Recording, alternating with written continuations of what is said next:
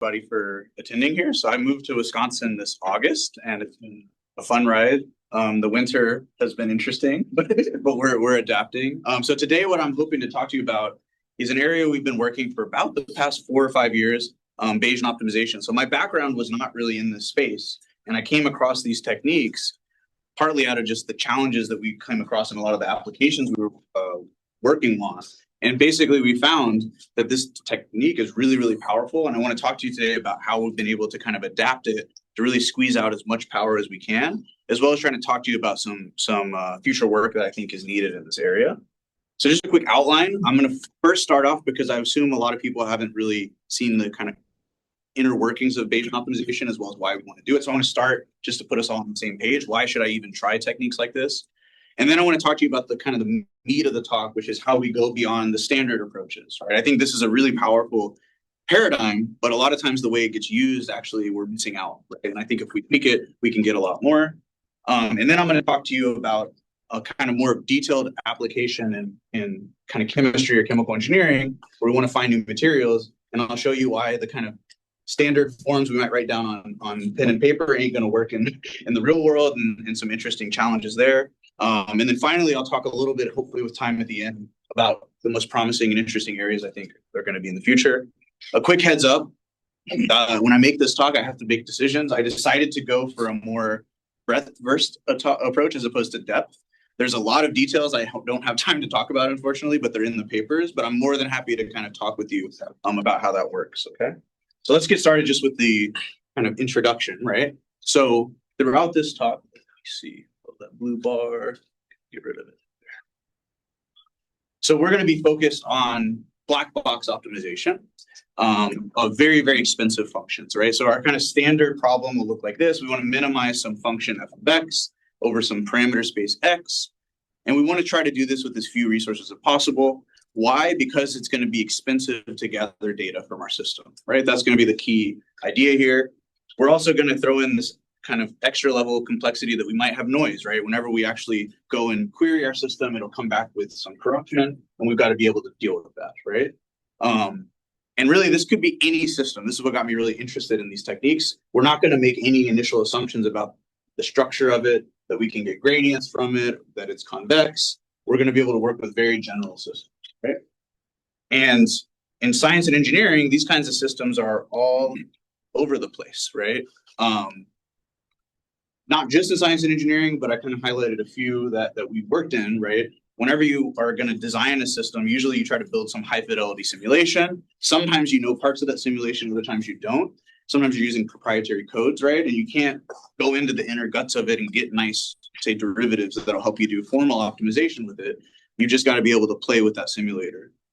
This happens actually a lot in materials optimization, which I'll touch on more later, where I can build a model of the system on a computer, but that model almost never will be very accurate. So the only way to get ground truth is go in the lab, do experiments. And it's very hard to convince experimentalists sometimes to do the experiments you suggest, right? And we have to be really, really resource efficient there to actually make that work in practice. But even in other areas, like, for example, a lot of the automatic machine learning kind of methods where we're hyperparameter tuning, we're still using these kind of techniques there, right? Now, there's a huge amount of work on derivative-free or black box optimization. Again, I don't have time to do it justice. I put a couple of interesting examples here on the slide just so we're all grounded, right? So on the left, I have an evolutionary type strategy, particularly called covariance matrix adaptive evolutionary strategy, or CMAES for short. On the right, I have a swarm-based method, particle swarm optimization. And these are really interesting techniques, right? So throughout my talk, I'm going to be kind of saying, no, let's not use these, but I'm not saying never use them. I'm not saying they're not interesting. It's more, they have this real strong limitation for the types of problems we're interested in. And the real limitation is, it's a little hard to see, but you see all these little crosses and dots. Every time I need to move those dots around, I've got to go get information about the function, right? So I've got to go query. And so you can imagine, even though I can find the global optimum here, which is kind of cool in this two-dimensional space, I might have had to suggest 1,000 experiments to my experimental colleagues, and they'll just laugh me out of the room, right? They'll never do it. So I need something with way, way fewer data to hopefully go forward, right? So a lot of the work up until more recently, I would argue, focused on, interesting strategies that we can prove maybe converge and limit of a lot of samples. But a lot of these strategies are, for example, maybe using random numbers inside of them. They're not taking full advantage of the data that we have. So can we do better, and how do we do better? And I'm going to argue Bayesian optimization is a good approach to do this. So I say a lot of what my group is focused on the last 5 years is really building these kinds of algorithms to try to do much more efficient back and forth trial and error interaction with systems, right? So just to put kind of a little flow chart of how this works, you might start with some expert.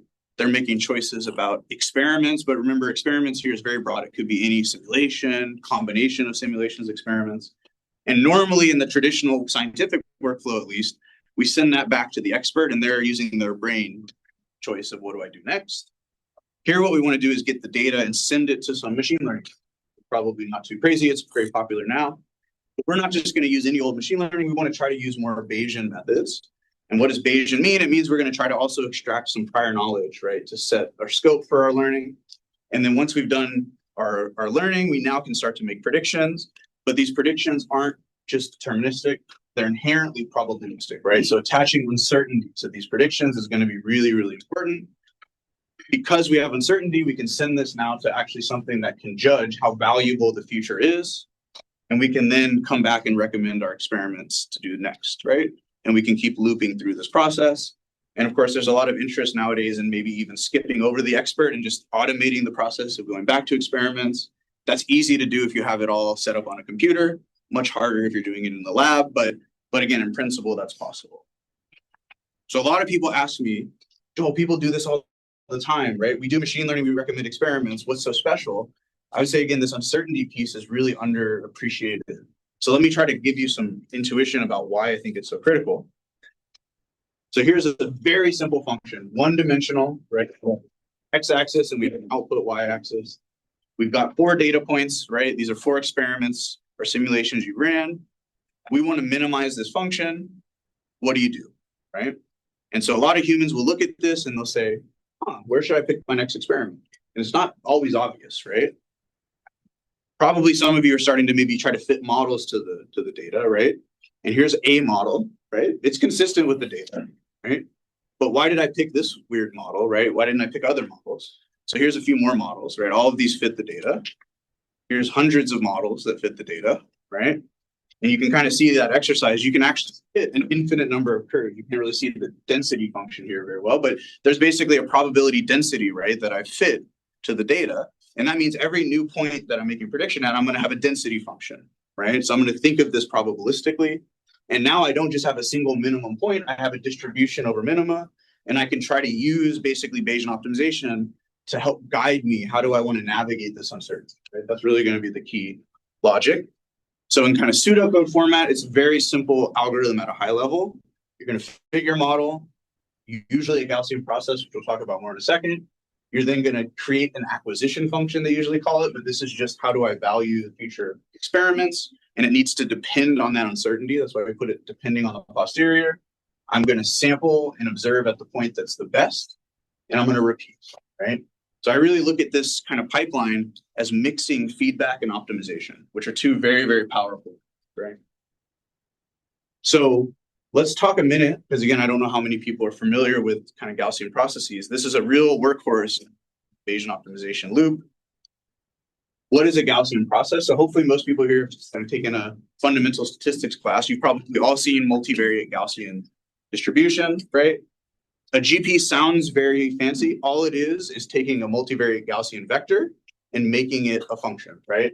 So as opposed to having a finite number of elements, I'm pushing it to an infinite across a whole real line or whatever. And I'm now going to create a mean and covariance function as opposed to a mean vector and a covariance matrix, right? That's the only key difference. And what's nice about Gaussians, they're conjugate prior to the posterior. So I can condition on observations, which would be my data in this case.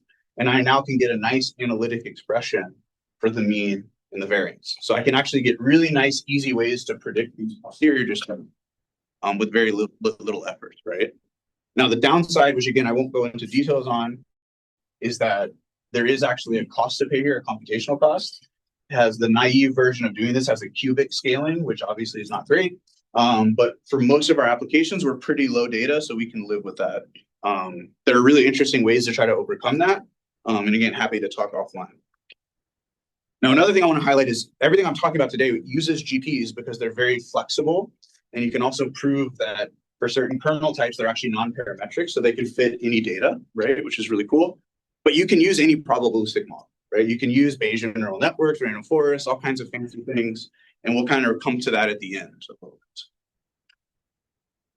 One of the things I really like about GPs, and again, I think this is not always appreciated, is how do you actually do hyperparameter learning, right? So in machine learning, right, typically what we're going to do is we'll divide up our data sets into trained tests, maybe validation sets, and try to then predict and tune. So it can be a little bit of an arduous process, right, to fit hyperparameters. Here, the underlying idea is quite simple. You're not going to use just the likelihood, you're going to use the marginal likelihood to actually do model selection. So marginal likelihood is just this kind of formula here. It's really just the probability that you would generate some data set given your model structure. So you're effectively integrating over all that uncertainty. In the GP, this is all the latent function. For a Bayesian network, this would be all your parameters, right? But it's at the end of the day some integral that you're integrating over uncertainty. In M, in this case, could be anything, right? It could be different kernel types, so different covariance function types. It could be different hyperparameters or even combinations of the two. The combination is usually called a fully Bayesian GP, but it's just a kind of semantic thing. The key is that for a GP, as long as your measurement noise is Gaussian, roughly, you now can get an exact expression for this integral, and now you can train it one shot without having to do a bunch of data splitting or crazy things, right? So it's very straightforward to tune the hyperparameter. The other thing that's really nice is, as most people know, anyone who's done any machine learning, overfitting is always the bane, right? Like we can overfit our data, it doesn't generalize. What the marginal likelihood naturally does is it brings in what we call an Occam's razor factor, right? Which is basically trying to balance both predictive quality as well as complexity of the model, right? So this is kind of a cartoon. Imagine that the Y or the X-axis is all the data you could generate. You have a very complicated model in purple here, or magenta, where it's spreading out its density over a lot of sets. You have a kind of less complicated model in green, and you have a really simple model in red. You'll notice that the simple model can't fit the data that well. That's why it's not very likely. But the appropriate model can fit it really, really cleanly. So its marginal likelihood is higher actually than the complex model. If I didn't marginalize over everything, the purple model would look really good, and I basically would have overfit my data too strongly, right? So in this way, I don't have to worry as much about data splits, right, whenever I'm training these things. Now, again, I don't want to give you the perspective that this solved everything, right? If you over-parameterize your kernels or your mean functions, you can absolutely still overfit. And if you don't have a good kernel, you can still underfit. But this just gives you a nice, more balanced way to try to fit things, right? Okay, so that gives you a little bit of background on Gaussian processes. I also want to talk about the other key part of Bayesian optimization, which is the acquisition function. And I like this cartoon. I think this really kind of captures the whole essence of what an acquisition function is doing. So everyone's probably been in this situation. You've been wanting to pick a place to go to dinner, right? Do you pick the usual place that you go all the time? Or do you pick the place that just opened, right? It looks really exciting, right?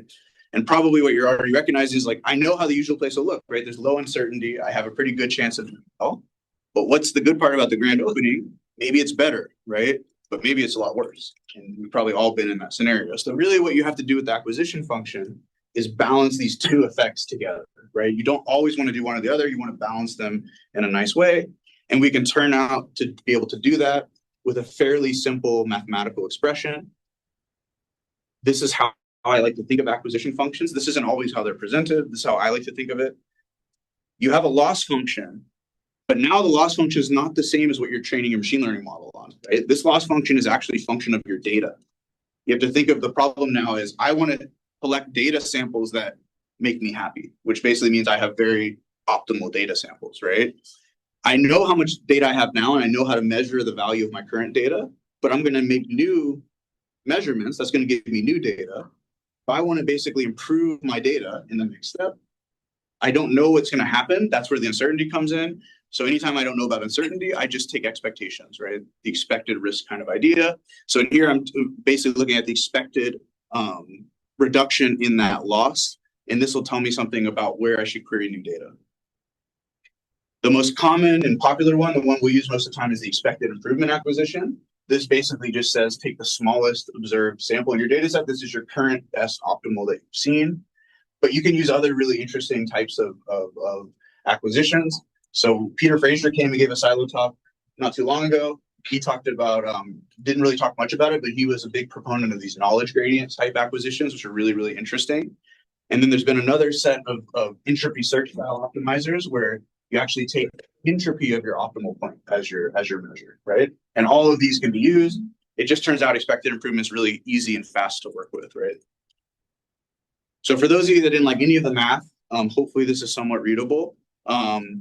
This is just showing you how a Bayes-off would work in practice, right? Oh yeah, question, yes. Well, some expectation is over n. What is that? What is that? Oh, good question. So this is the notation. Says n is the current data set I have. So I have from 1 to n. I'm conditioning on all the data at n, right? That's what that notation means. So think of this as a conditional under my current posterior. Hopefully make some degree of sense.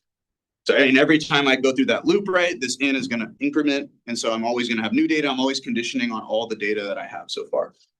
And that's really the power, actually, right? Because if I use a genetic algorithm or some other evolutionary algorithm, I'm not really looking at the full sequence of the data that I've collected. Good. So this is the process of how Bayesian optimization evolves. Again, this is a very simplified function, but just to get a sense. So a couple points I like to call out here. Notice that on the top, that's my Gaussian process. Look at how every time I take a measurement at this little dotted line, I'm also able to bring in error bars. I can actually account for uncertainty in that measurement process, which again is usually not that easy in certain algorithms. Right?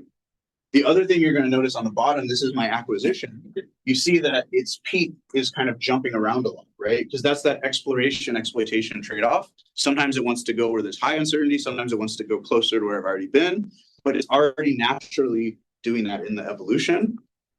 The other thing that's kind of cool is as we watch the animation one more time, notice how this acquisition function is decreasing because there's basically less likelihood of having a better point. I've sort of exhaustively explored, and I've done that without having to do too many overall evaluations, right? That's kind of the power.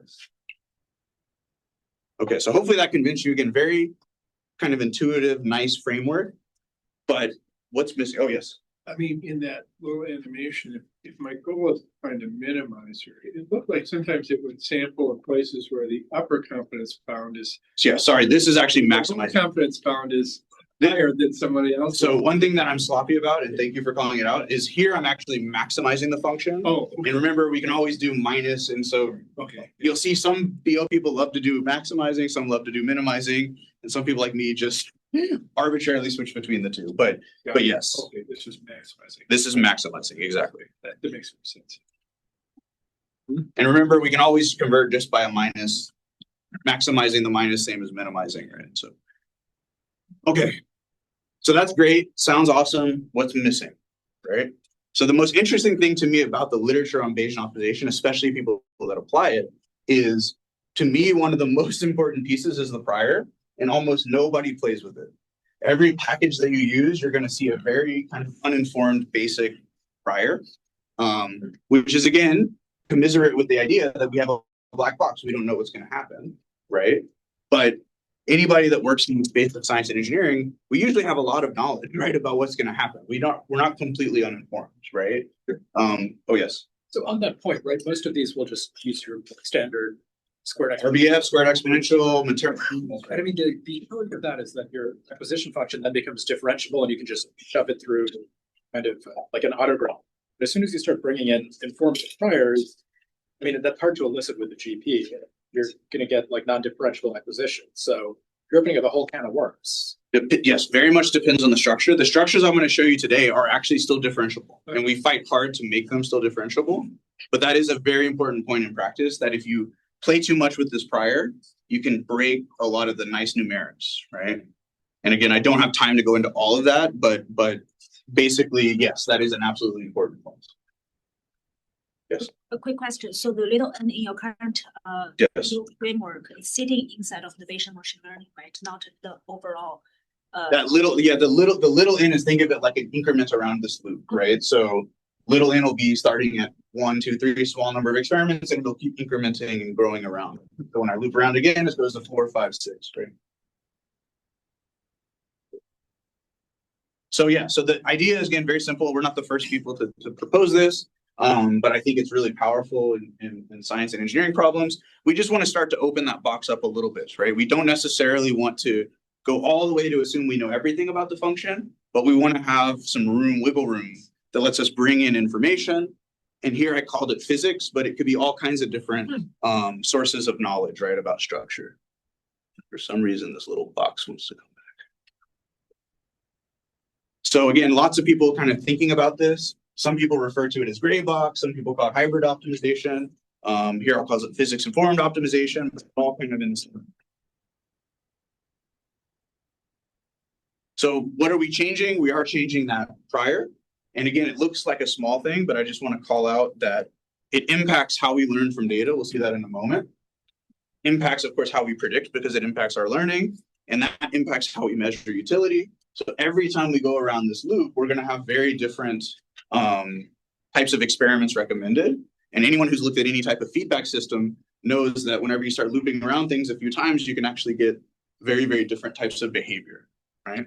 So this wouldn't affect you as much, I would argue, in a one-shot way, but as soon as we do this multiple times, it can start to have a lot big of an advantage. So prior knowledge can come in a lot of forms. We've been working on a number of classes. I wanted to just talk about the first three. And again, I'm not going to go into super details, but please feel free to ask clarifying questions. I just want to give you a flavor of examples kind of in chemical engineering related to these, as well as how the strategies can really give you big gains, right? So the first one is just going to be kind of networks of functions or composites of functions, right? And the whole idea here is quite simple again. We just don't want to assume F itself is a black box. We want to now say that there's some transformation happening of our black boxes, that we know that transformation, right? That's the basic logic. And I think the reason I even started looking at this idea was I was working on this problem where we're trying to calibrate a bioreactor, right? So in this concept, you don't have to know too much of the details. Basically, we came up with a pretty complicated model that was a differential equation mixed with a flux balance model for some biological organisms. And these things can eat up stuff sitting in the solution and make products that you care about, right? And people want to, of course, understand how to optimize this to get better products that they want or better selectivity.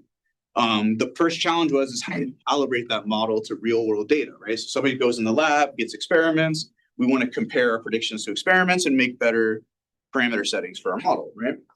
And interestingly enough, you can write this out in a pretty simple way. Here, the notation is Y is going to be my actual experimental data. H is going to be the different outputs coming from the model. And what you see here is I've basically written down kind of a fancy mean square error.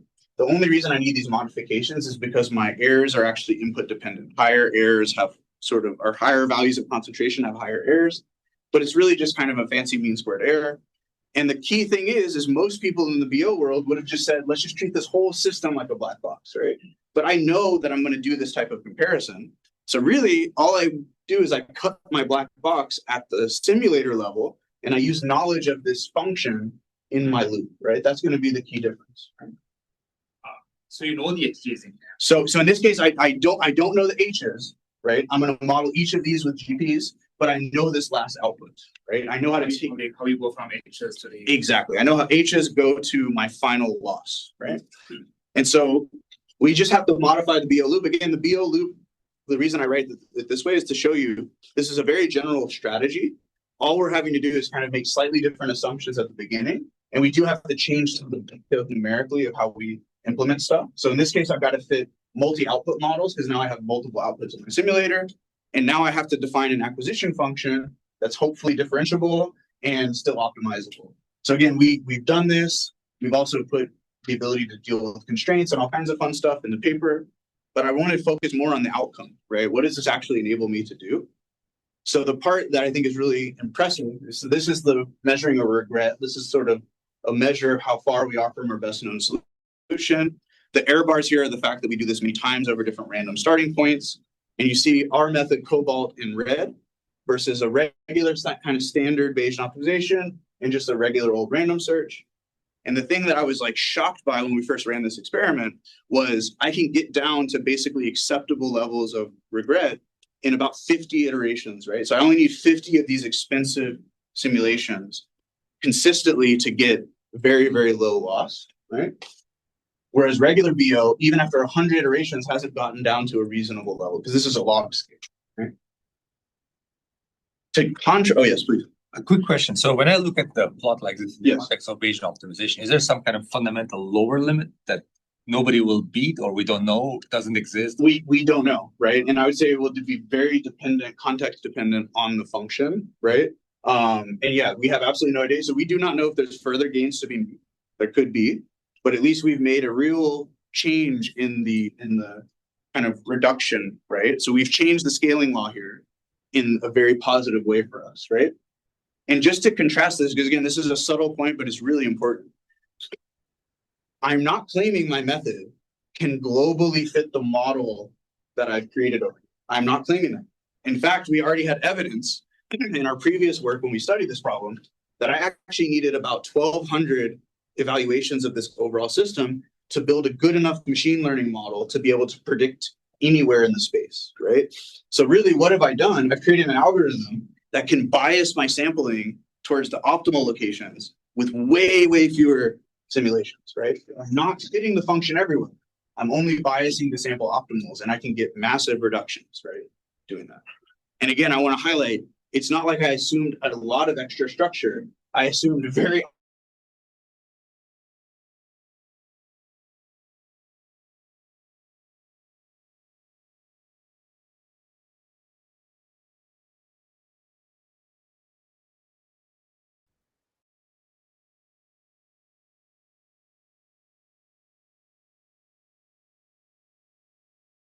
can now have mini compositions, right? And you basically have time in engineering, even in a lot of computing. I'm actually deploying it somewhere, and then I'm looking at multiple sites of deployment and averaging, right? So there's all kinds of graphs that we're basically throwing away whenever we're doing regular Bayesian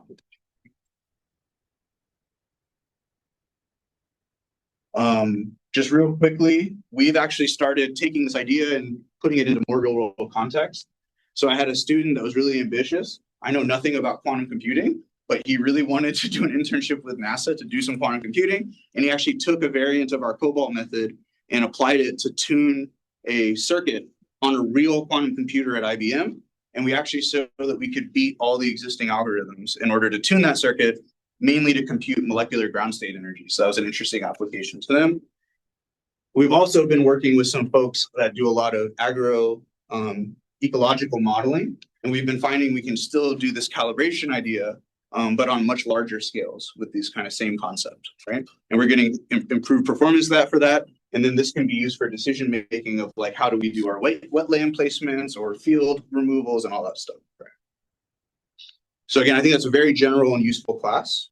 Another one that I think is really, really important is multi-information source style problems. Some people call this multi-fidelity optimization.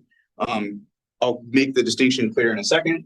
But the basic idea here is that when we evaluate our functions, a lot of times we're having other parameters that we play with. And we're kind of saying when we take these parameters to very high or low values, we're, got the optimal, the really accurate function. But a lot of times we actually have wiggle room, like on tolerances, to make cheaper approximations of the function. And we could use that information in our design. So the case that got us interested in this was actually kind of a case for reinforcement learning. So this is, again, kind of a dummy example, but you can see how this generalizes. So here, this is a problem from OpenAI Gem. You basically want to find a policy that can measure the states, which are basically positions and velocities of this cart. And you want to you can control the force on the left and the right. And you want to keep this policy or make a policy that keeps the cart and pull upright, right? It doesn't fall. Even though this simulator is obviously simple, in reality, a lot of the dynamic simulations you have to run are very expensive, right? So the logic is there a way that I could take like simplified approximations of my simulator and use that as I make my choices in my design, right? And so in this case, you could imagine, what if your physics was a little bit more approximate, right? A lower level of theory. What if we actually integrate over longer time steps? So I'm introducing more error, but I can do it faster, right? So we want to leverage that information. And again, what's really nice about Gaussian processes is you can bring in other information sources pretty naturally, right? All I have to do is like call this fidelity level L as an extra parameter, tells me what source I'm looking at. And I just have to expand my kernel to now not just work over parameters, but also over fidelity levels, right? So I just bring that in and I create a kernel. And now where does the physics informed come in? I need to propose a kernel structure that actually can exploit some knowledge I have about the system. And here the knowledge I'm going to have is, I know that these fidelity sources can map to a small space, and that should actually capture a lot of the variability in the output data. I don't know exactly the structure of the latent space, so I'm going to also just learn it with that marginal likelihood, and that will give me a nice model that lets me predict any new fidelity level and any new parameter value.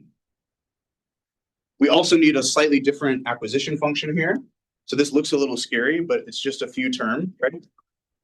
The first term is actually going to be an entropy-based measure, but I'm actually going to do this on the gradient. I'm not going to do the entropy measure on my output itself. The reason for that is we're kind of assuming we're in a high-dimensional world, and it's very hard to learn the full surface. So I'm only going to try to more locally model the function and improve to get better gradients, right? But I can't get the gradients directly, so I have to learn them. And then we do the same thing as before. We take the before querying, after querying, and then I can divide by the cost. And now I have a cost-aware acquisition function. This should be able to tell me if I make new query points, right, for a certain cost, which ones are optimal. And now I can actually go in and sequentially run this. And this was a really cool result when we got it. So again, we're doing the simple cart pull problem. This is not a hard problem to solve. It is a hard problem to solve when you have a very tight budget constraint, right? So that's what made this interesting. And you'll notice we compare against a lot of other methods.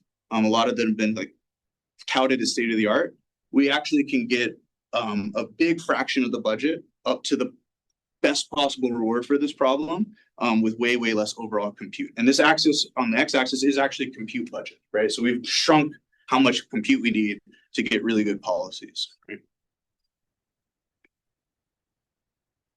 Okay, so one more example, just to again show you the breadth of kind of how powerful this stuff can be.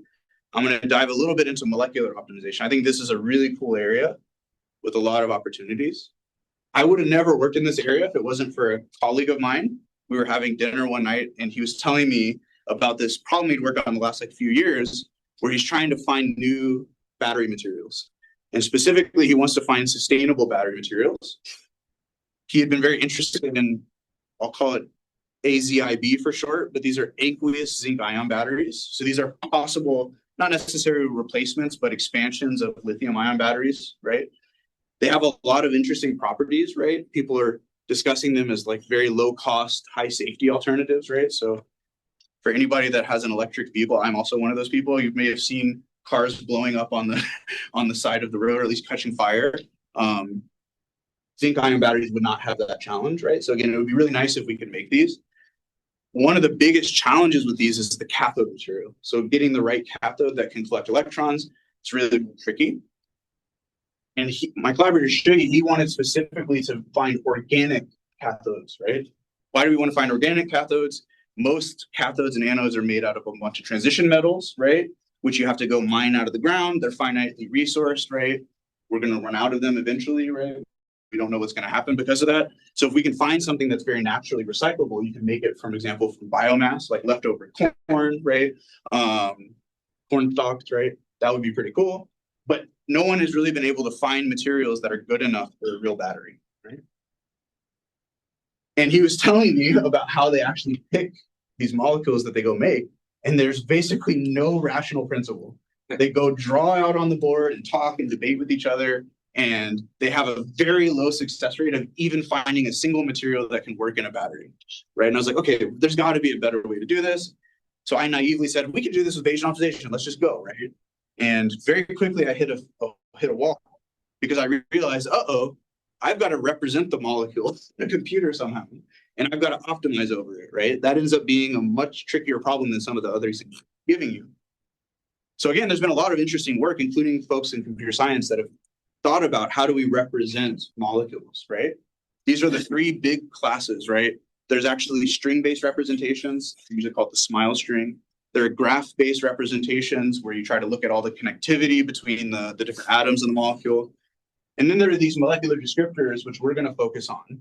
The challenge is that your standard descriptor calculators will have thousands of these descriptors, right? And so you can already start to imagine, if I need to do optimization, this is a very complicated space, right? None of these representations fit with the regular Bayesian optimization, right? So a very kind of natural thing to do, and there's been some interesting work in this space, is let's try to take advantage of all the cool machine learning techniques that have come out to try to learn better representations, right? So the idea is maybe we can use some deep generative modeling to transform these very high dimensional weird spaces to latent spaces and be able to operate in the latent space, right? How would I do this? Well, the nice part about this idea is you might have a big database of unlabeled data, right? Just a bunch of strings. And you can, of course, learn some sort of encoder decoder structure. Now you've got a nice latent space. Maybe I could start to do optimization in my latent space, right? That's the kind of logic, right? And it sounds great on the surface. When we started playing with these, we immediately hit another two set of walls, right? One is, they don't tell you this, but those latent spaces are still pretty high dimensional. You can't just work in them naively, right? And then, of course, the bigger challenge is that latent space was learned without any property data. It's all unsupervised, right? So why would I suspect that that space is actually good for my property prediction task, right? Turns out that that's actually not trivial. You can try to make it more semi-supervised where you bring in some of the property data, but you can imagine that the amount of property data is so small, it gets swamped out by the unsupervised signal. And so we were like, there's got to be a better way to do this. People have been optimizing molecules for a long time now. And so our idea was kind of nicely depicted in this figure here. We're going to work with descriptors, right? People have been using descriptors for a long time, and we knew that they were effective kind of representations. The biggest problem is we don't always know what descriptors to use, right? So our prior that we're going to change now is going to basically say, we need to have a very sparse model, but we don't know which elements we want to attend to, right? So we create a very strong sparsity model, but we keep all the descriptors in the mix, and we let the learning algorithm update the prior to figure out what's important, right? So again, details in the paper, but I just wanted to show you the outcomes. We were really surprised at how well this worked. Oh yeah. This is just like relevance detection. But it's going to be, so it's technically called a SAS prior, sparsity inducing prior. And we're basically tweaking that a little bit and putting that over there. So this is something that will start out really sparse, but it'll start to grow a little bit as you add more data, but it'll let you effectively discover which subspace is critical, right?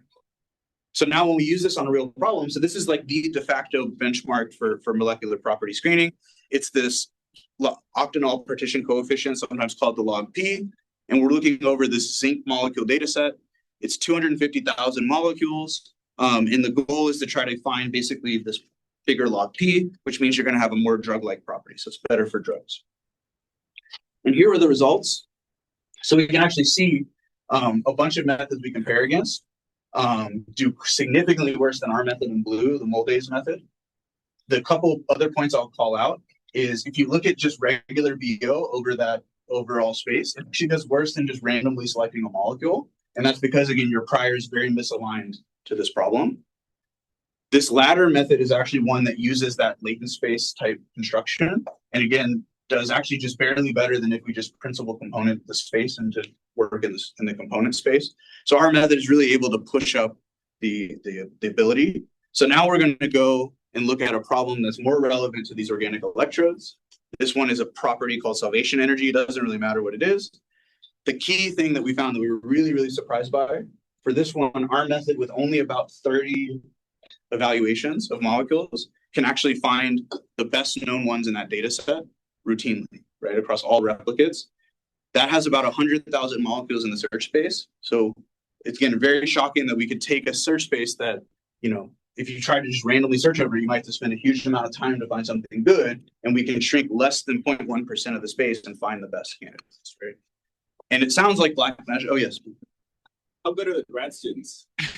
Oh, the grad students said, oh, at this? Yeah, they wouldn't be able to select. It's very, very challenging, right?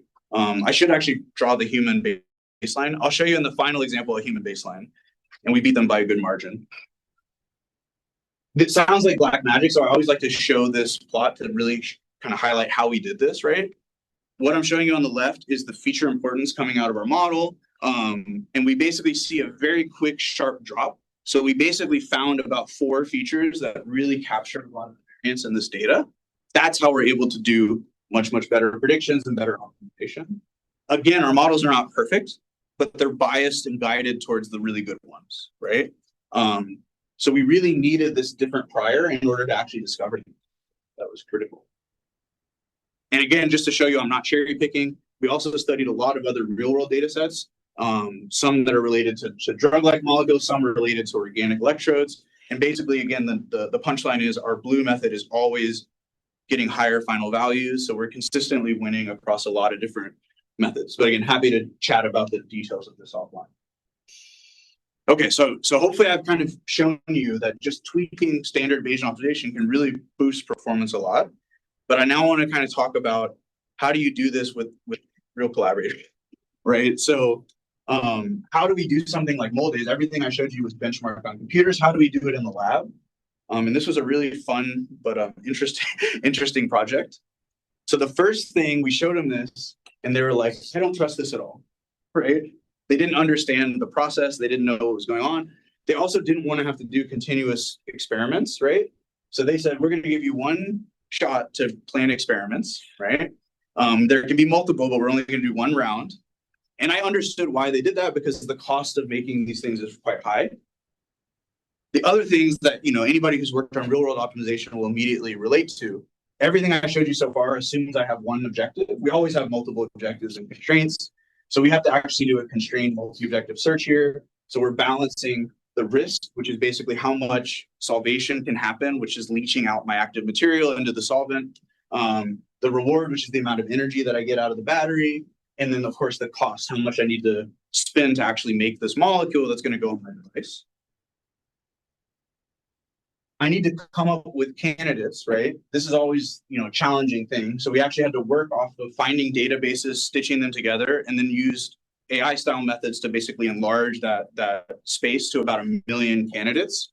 So there was a lot of interesting curation stuff that we had to do. And then the biggest one, which again, I'm still surprised this actually worked well. They didn't like the idea of Gaussian processes. They didn't want the uncertainty. They wanted an interpretable model, right? They wanted to understand what was going on with the predictions, right? And this was a tall task. We ended up settling on a symbolic regression style method, and none of the symbolic regression tools that we could find worked well. So we kind of came up with our own, called it Sparkle, and the code is available online if anyone wants to try it. And the part that we were really surprised by, but we were hoping this would happen, is we can actually start to extrapolate a bit with this model, right? And so that ended up being a key change. So I'm first just going to show you on the top training data, the bottom testing data. This is actually kind of real data. We have limited data on the specific energy in this case for these what they call a paraquinone. Our method is the leftmost one, which is in red. And you'll notice the testing performance when we're actually having a huge testing split. We only have about 1% of the full data that we have, because they really wanted to see this worked in the low data regime. We actually don't overfit and get very nice predictions with our model, whereas all the other types of models you might try overfit very easily. And then the reason this happens, which we were again very surprised by, this is the model we learned with our symbolic regression tool. It is one single overall descriptor. And what they really liked about it is each of these terms, they won't make sense to you. They don't even make sense to me, but they make sense to chemists. Each one of these terms, they can understand what's going on. The top and bottom, the blue and the green, they actually expected those to be there. The red was actually a little bit surprising to them, but they went back in the literature and found this pattern actually makes sense, right? So they really could understand what's going on with the model. They still weren't fully convinced. So we had to do extrapolation test. And we actually showed that we can predict molecules that are not ever seen in our data set. So this is an orthoquinone and anthraquinone, and we only train on paraquinones. And we see actually very tight and nice prediction of those. So finally, this was enough for them to believe the models. They go in the lab. And well, first we made a bunch of predictions. I'm showing you the Pareto front. They then investigate near the Pareto front. So they're still using a little human intuition to select some candidates. And now I'll kind of show you results. So this is specific energy. This is one of our key metrics we care about. The gray is all kind of state-of-the-art quinones from literature. The blue were a number of our suggestions. So just again, a couple of things to call out. We found, at least to our knowledge, the highest specific energy quinone ever reported in the literature for this application, which we thought was really cool. We also propose new types of non-quinone structures, so different types of structure molecules that work in batteries. They're called benzidines. These are actually dyes that usually they use in certain industries, right, for like dyeing color. And here we can actually use them as batteries. So we were very surprised by that. I'm going to focus on number 12 because this ends up having the best trade-off between everything. So if we go to now the cycling performance, this is telling you on x-axis how many cycles they ran of the battery. That's telling you the basically capacity retention, how much charge I can keep in my battery every cycle. And the amazing thing, they were really surprised when they actually got this data, because we actually can cycle with pretty high retention for 500 cycles with these quinones. It's very hard to even get a single cycle to work with a quinone, right? So this is getting to the point where you actually could be industrially relevant, which we were pretty happy about. And then the one I was most proud of when we actually calculated this, we actually estimated the synthetic cost to make that molecule. And we actually see number 12 costs less than $20 for the amount of energy you get out. And if you look at some of the other reference ones I showed you, some of those cost over 1,000, right? So we're decreasing it by a huge, huge factor. And overall, we ended up doing about 3 to 4 times better than the grad students historically, right? So we were very happy about that. Okay, so I know I went through that a little bit fast. Let me just tell you a few takeaways, and then I'll talk a little bit about what I think is coming in the future. So hopefully I've convinced you that this type of technology is really interesting. It's quite flexible and can be very, very efficient. But of course, you've got to have your problem aligned to it. So you're going to be looking for very expensive functions, usually with some noise in them. We have a lot of possible gains by peeking inside that box a little bit. And even if we just do a little bit there, we can actually eke out quite a bit. But obviously, there's still a lot of work to be done if you're going to be working with kind of complicated search spaces like molecules, right? It's not easy to do directly. So I would just, for the students in the audience, say there's actually a huge amount of opportunity for building algorithms here. I think this is a great space to be working. It's very hard to get Bayesian to just work right out of the gate really, really well. So this kind of right formulation question is, I think, still an important one that brings in the human at this stage. And of course, theory and algorithms or theory and applications always are helpful. So I think we need more and more of that, right? The final thing I want to leave you with is just talking a little bit about what I think is next. So I wrote this, ended up writing this little paper at the bottom here as kind of a perspective on some interesting things about Bayesian optimization. And the first thing I noticed is that Bayesian really is actually an optimal data acquisition strategy, but only under certain assumptions, right? And there are kind of these 4 main ones I highlight here. So we assume our model is kind of the right and optimally calibrated model. We assume that we have the right loss function to derive our acquisition. We assume that we're globally maximizing our acquisition. And we also assume that there's only one step left to gather data, right? And then the really interesting thing to me is that you could actually argue none of these assumptions are correct in practice, but it's still actually useful, right? So I find that very, very intriguing. So there's so many interesting open questions about how do we get the right calibrated models? Do we really know what those right acquisitions are? This is what Peter Fraser talked about in terms of preference-based VO. We are currently using very simple heuristics to actually maximize acquisition functions. There's a lot of room to study optimization algorithms on the acquisition. And then, of course, if I have multiple steps remaining, I might need some multi-step. So there's been a lot of interesting work. I won't highlight all of it kind of recently in these spaces. I just wanted to really kind of highlight 2 of them. So first, I'll talk a little bit about the optimization algorithm side, and then a little bit on the self-supervised learning side. So first, on the optimization side, this paper, I really love this paper. I highly recommend everybody read it. This paper is called Unexpected Improvements to Inspected Improvement. And the idea is really, really simple. The idea is everyone's optimizing expected improvement with standard Quasi-Newton methods with multi-start, right? So very simple approaches. Expected improvement has these vanishing gradients, right? And so we know that we get stuck a lot of times, right? And we don't have useful optimization. All they do is they have a numeric trick to transform with a log and have some nice stable numerics there in order to get really, really nice gradients. And what you see is, this is just one example, but you actually see for results on a pretty complicated function, 16-dimensional. If they had done the regular optimization procedure, they would have only gotten to about here. You want to minimize this function. You actually can get huge drops in performance, like huge improvements in performance, just from changing that optimizer, right? This is something that, again, almost no one is really significantly working on. So I think there's absolutely huge opportunities to improve how we optimize these acquisition functions, especially as we get to more complicated spaces, right? So I haven't talked much about, for example, discrete inputs, but if I have discrete inputs and continuous inputs, right now I have mixed integer programming coming in, and there's, again, very little work doing this in a subsystem. The second one is kind of my, I don't know, pontificating thing. I think all of us are probably surprised at the progress and power of things like LLMs and other foundation models, right? So everything I showed you in this talk so far assumes I know what physics to add and how to add it, right? But there are problems where that might be more challenging, right? Especially we have this huge growing corpus of literature. How can I bring in that literature to help guide my choice of a prior, right? So can we start to leverage, for example, LLMs to set our priors, right? And I like this work by guy Peter Schwaller at EPFL. They proposed this method called Golem pretty recently.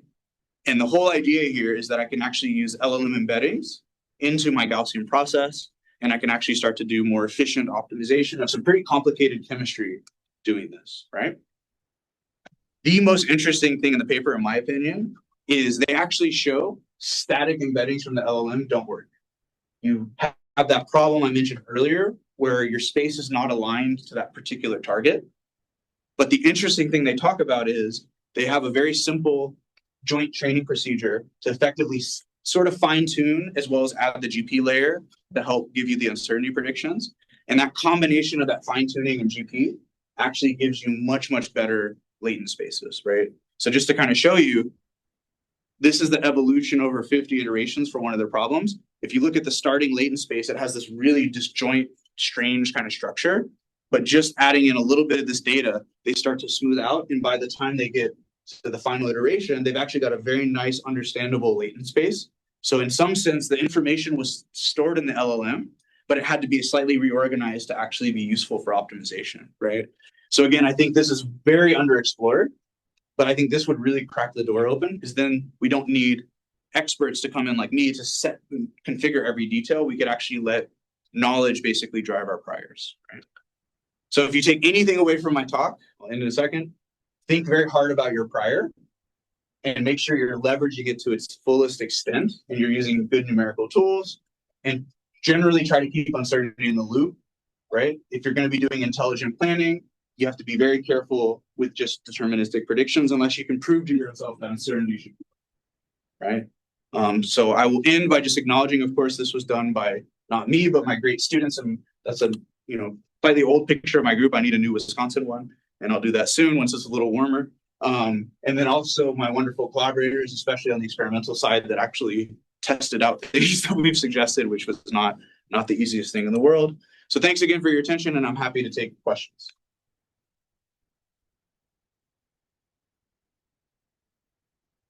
I noticed you had a publication on black box optimization, but where's this written? Where's which one? Beyond the black box. Oh, beyond the black box. I haven't written up the full beyond the black box yet. So I need to write that up. Peter Fraser, though, has a nice thing talking about gray box optimization. That would probably be the closest. What I really like, I guess you're talking general, there's a, formulation of Gaussian optimization, Bayesian optimizations, Gaussian process, and different types of applications that are very useful. So when you were looking at those applications, is there a moment where you need to start introducing simplifications that start pushing you out of the elegant zone of, Bayesian optimization, Gaussian processes? Yeah, I mean, so you saw that was kind of the last application I talked about where they wouldn't let us use it. They really wanted the symbolic model that forced us out of that. So I think, there's currently this tension, but I'm hoping that things like the foundational models could potentially bridge a little bit of that. But I think there's going to be this big disconnect for a while with people that are more open to trying things versus the people that want really deep understanding, right? And I don't know when that will get resolved. Maybe with agentic systems that can very cleanly propose and correct hypotheses, we'll get there. But I think we're still in the gray, unintended gray box. So I think that's not new.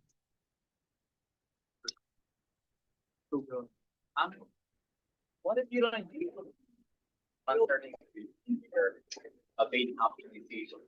So let's say instead of a Gaussian process, for the next question, comparable results, or does the uncertainty always give you better performance? It almost always gives you better performance when you're doing feedback, right?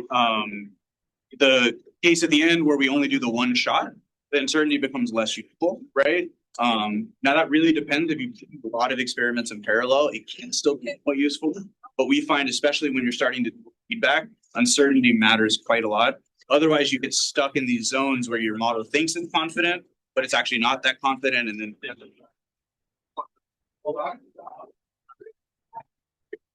That it can be hard to get. And so you various data. One other sort of.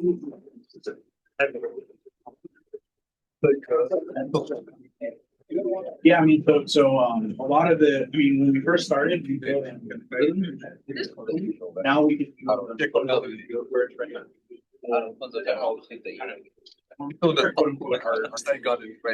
So I'd say that's probably the biggest piece. But yeah, at the end of the day, every application, from this sourcing of where the data or you said, and that piece is not fully figured out.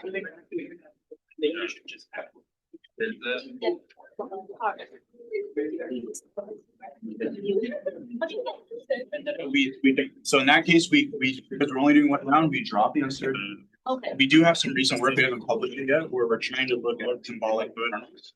We can actually use basically the symbolic structure to create a kernel that then gives us a in that last one, we basically are almost in the PO, just doing symbolic regression and zero shot prediction. Yeah, it's good.